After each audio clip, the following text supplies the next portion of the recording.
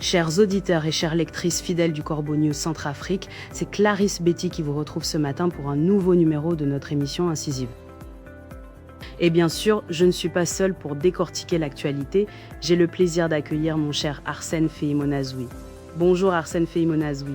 Aujourd'hui, nous allons parler d'une aberration humanitaire qui se déroule sous nos yeux à Bangui, concernant l'aide aux réfugiés. Bonjour Clarisse Betty et bonjour à toutes et à tous.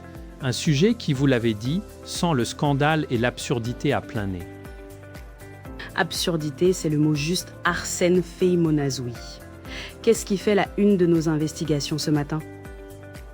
Eh bien, Clarisse Betty, nous plongeons dans une réalité glaçante.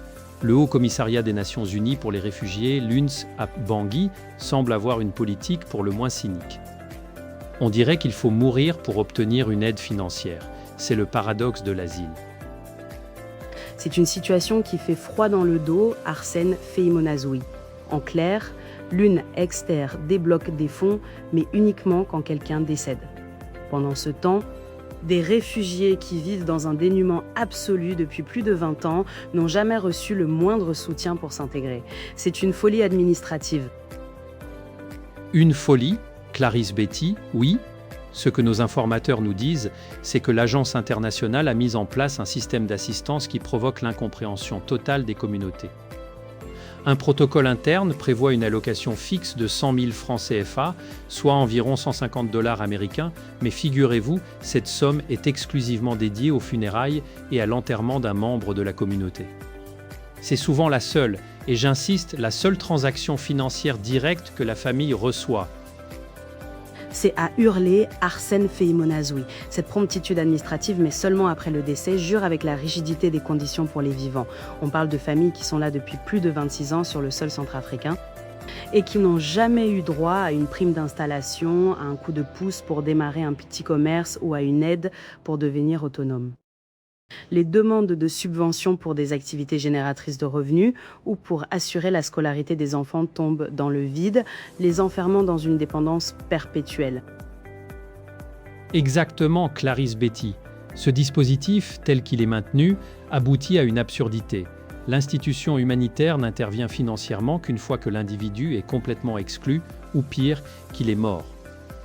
Les réfugiés dénoncent une logique purement comptable, totalement coupé des réalités du terrain. L'urgence de se nourrir chaque jour, de payer un loyer pour ne pas être expulsé, ne débloque aucun sou. Mais pour les obsèques, là, l'argent coule à flot. C'est absolument grotesque.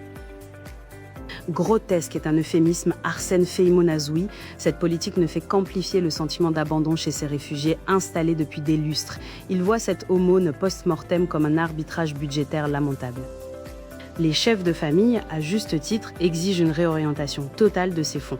Ils veulent des mesures d'accompagnement actives pendant qu'ils sont vivants, pour que ces budgets passifs se transforment en véritables outils d'insertion économique et de prévention sanitaire. C'est la moindre des choses. C'est le cri du cœur de ces populations et la dénonciation de notre collègue Eric Azoumi que nous saluons pour cet article percutant.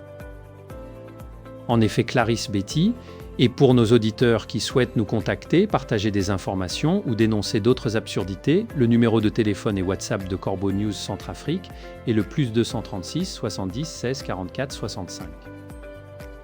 Merci de nous avoir suivis et à très bientôt.